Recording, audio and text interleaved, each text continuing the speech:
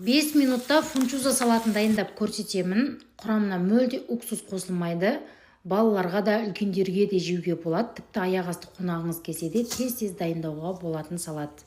Алдымен фунчузаны ыстық суға салып бұқтырып қоясыздар. Теркадан сәбіз, қиярды өткіземіз. Ал соусына тұз, күнжіт, көкпияз, сарымсақ, оның үстінен ыстық сұйық май және соевый соусымызды құйып жақсылап араластырамыз. Кинза қосамыз. Осымен біздің бұқтырылған фунчузамыз да дайын тұр. Оны да қосып, оның үстінен соусымызды қосамыз да барлық қоспаны жақсылап тұрып араластырамыз. Өте дәмді салаттардың бірі. Енді осының барлығын тарелкеге орналастырамыз. Өзінен қалған соусын үстіне құйып жібереміз. Осымен салатымыз дайын. Бар жоғы 5-ақ минут уақытыңызды алатын салат, міндетті түрде жасап көріңіз. Парақшам өте пайдалы, кез келген рецепті табасыз. Тез тіркеліп алыңыз.